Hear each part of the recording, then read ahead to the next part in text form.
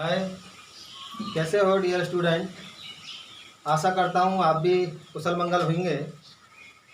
बहुत दिनों के बाद आज आपको ऑनलाइन पढ़ाने का मौका मुझे मिला है और मैं चाहता हूँ इस छोटी छोटी वीडियोस के द्वारा आपके जो ज्ञान है उसको बढ़ाने का मैं पूरा प्रयास करूँगा।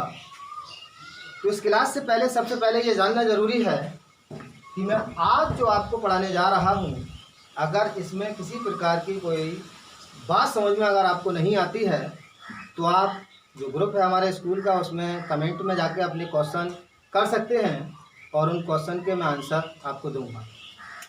तो सबसे पहले जैसा कि मैं आपको बता दूं कि कल जो अपने कॉलेज के सरपरस्त हैं श्री आरिफ मोहम्मद पाशा जी, उन्होंने मुझसे वीडियो कॉन्फ्रेंसिंग पे बात की और आपके अच्छे भविष्य के लिए मुझे प्रेरित किया कि मौर्य जी आप बच्चों को कुछ न कुछ इस कोरोना जैसी घातक बीमारी के चलते हुए कुछ ऑनलाइन क्लासेस की व्यवस्था करें।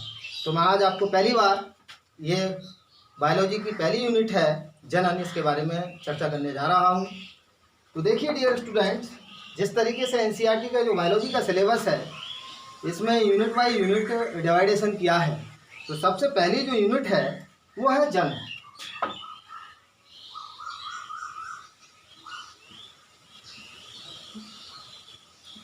अब हम बात करेंगे जनन है क्या। जनन रिप्रोडक्शन।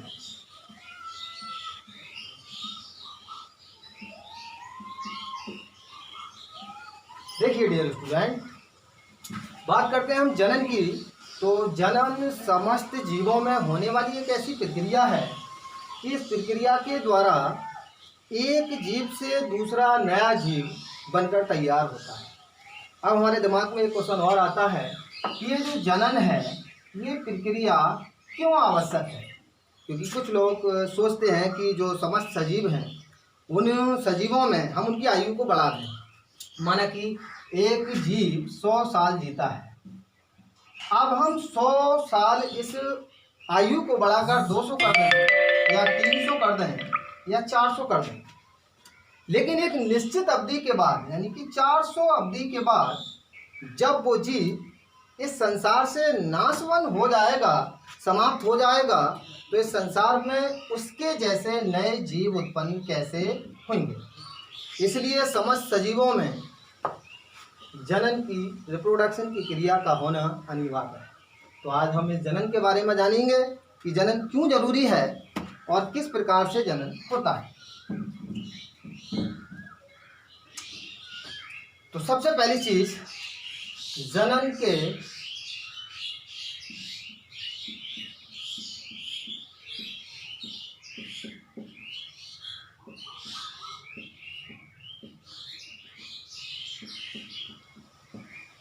जनन क्यों आवश्यक है। तो सबसे पहली चीज, जनन के द्वारा जाति वृद्धि। समस्त जो जीव हैं अपनी जाति के, बंदर हैं, बिल्ली हैं, बहुत सारे एबीज हैं, पक्षी हैं, समस्त जीवों में अपनी जैसी जाति का नया जीव उत्पन्न करना जाति वृद्धि कहलाता है। तो सबसे पहला जनन इसलिए आवश्यक है कि अपनी जाति के समान ही दूसरा जीव उत्पन्न कर पाते हैं। दूसरी चीज,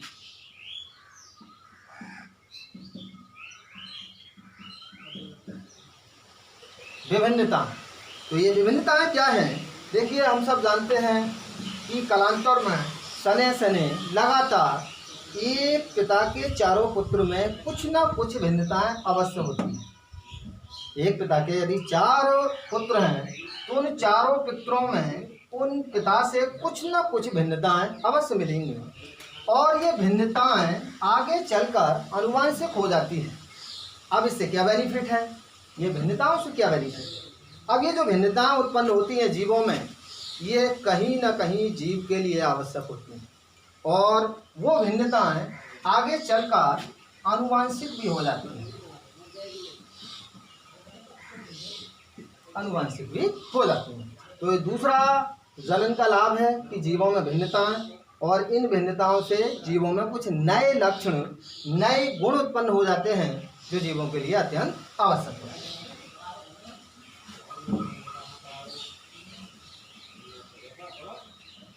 अब जनन कितने प्रकार का होता है इसके बारे में थोड़ा जान लेते हैं कि जनन के प्रकार कितने हैं।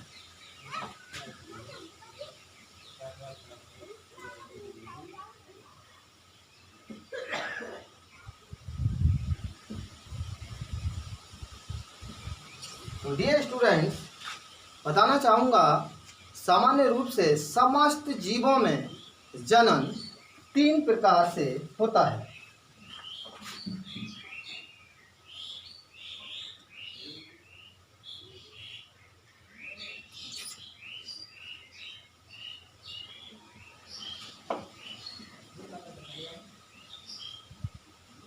पहले जनन की बात करें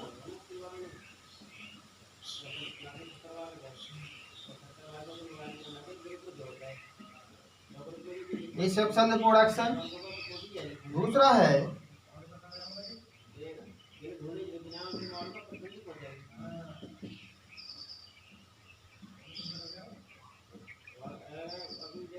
रिप्रोडक्शन, अगला है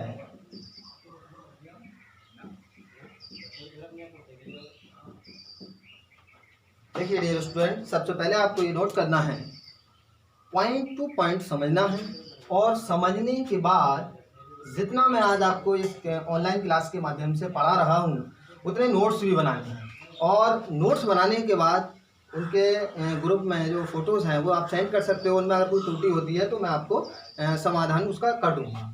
तो सबसे पहली चीज़ पॉइंट टू पॉइंट इनको समझना है कि ये है क्या। तो एसेक्सुअल रिप्रोडक्शन की बात करें,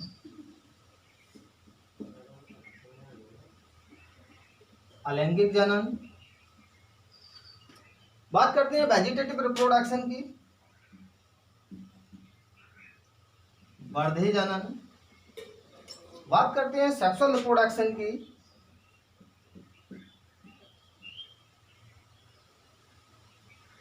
लैंगिक जनन।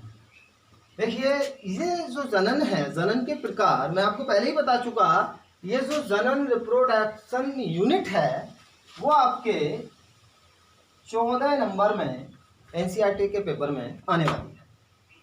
तो आज हम इसके बारे में जान लेते हैं ये अलैंगिक जनन क्या है, ये सेक्सुअल रिप्रोडक्शन क्या है। तो ये भी कई प्रकार से जीवों में पाया जाता है। सबसे पहले जान लेते हैं हम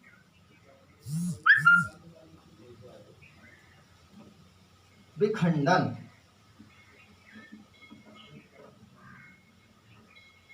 दूसरा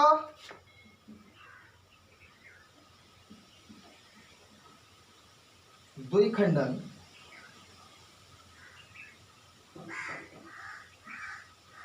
मुकुलन,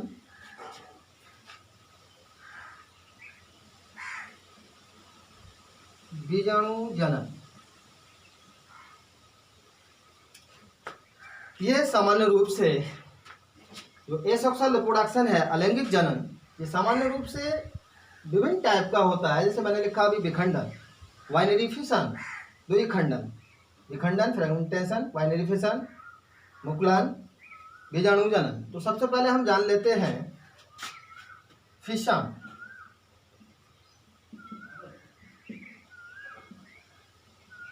बाइनरी फिशन,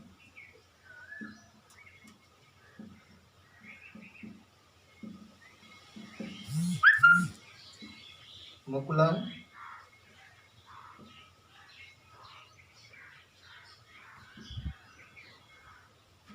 बीजाणु जनन,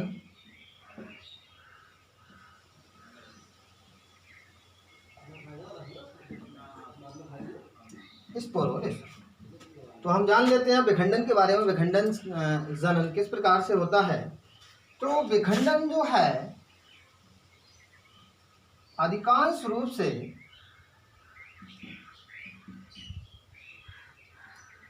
प्रोटोजोन्स, कुछ जीवाणु, कुछ एल्गीज हैं, कुछ बैक्टीरियाज हैं, कुछ प्रोटोजोन्स हैं, इनके अंदर इस प्रकार का जनन होता है। अब ये विखंडन और द्विखंडन किस प्रकार से जीवों में जनन होता है और इन दोनों में डिफरेंस क्या है उसके बारे में थोड़ा जान लेते हैं।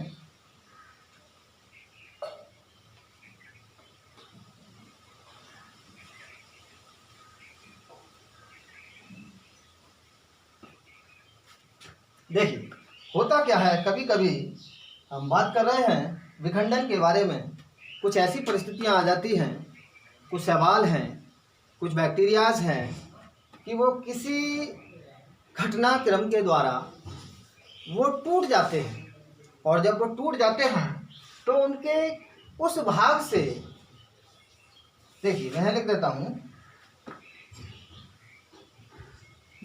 इस क्रिया में जनक जीव दो या अधिक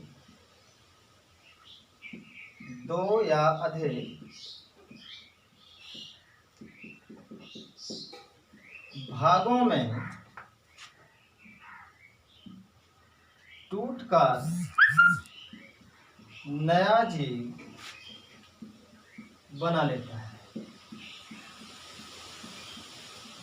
मैं दोनों की बात करूंगा, ये दोनों केस इधर आ जाते हैं, विखंडन द्विखंडन। Different between fission and binary fission, दोनों में अंतर क्या है, सिर्फ इतना जानना जरूरी है। तो क्रिया दोनों की सेम ही है। इस क्रिया में जनक जीव दो या दो से अधिक भागों में टूटकर नया जीव बना लेता है। इस क्रिया को विखंडन या द्विखंडन जनन हम कह सकते हैं। अब देखिए ये जनन कैसे होता है, हम ये भी जान लेते हैं। देखिए अनुकूल परिस्थिति है, माना कि अब मैं अमीबा को लेके चलता हूँ, ये मेरे पास द्विखंडन ले लेते हैं, ये अमीबा है, ये मेरे पास एक अमीबा है। अब इसमें क्या हुआ, एक कोशिकीय जीव है और इस अमीबा में ये है केंद्र,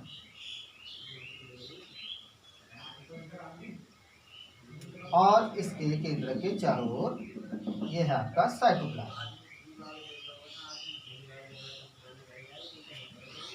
अब होता क्या है, अनुकूल परिस्थिति है, आप केंद्रक जो है समसूत्री विभाजन के द्वारा 2 पार्ट में डिवाइड होगा। पहले 2 पार्ट में डिवाइड होगा, और डिवाइड होने के बाद इसका जो कोशिका द्रव्य है वो भी 2 पार्ट में डिवाइड हो जाएगा और 2 नए अमीबा बनकर तैयार हो जाएंगे। देखिए किस प्रकार होता है, माना कि ये फर्स्ट है, इसे मैं लिख देता हूँ मदर अमीबा, मदर अमीबा। अब हम बात करते हैं अगली सिचुएशन की। ये अमीबा का केंद्रक है, ये कोशिका द्रव्य है। अगली कंडीशन में क्या होगा इसका, ये अमीबा का केंद्रक है, ये कोशिका द्रव्य है, और अगली सिचुएशन में क्या होगा इसका, इस तरीके से एक खांच बनकर इसमें तैयार हो जाती है, ये बनेगी। और अगली जब कंडीशन आएगी तो 2 नए पुत्री अमीबा बनकर तैयार हो जाएंगे, 2 daughter amoeba. First, second condition, third condition, fourth condition, fifth condition. इस तरीके से देखिए स्टूडेंट, हमने देखा कि ये मदर अमीबा है, अनुकूल परिस्थिति में समसूत्री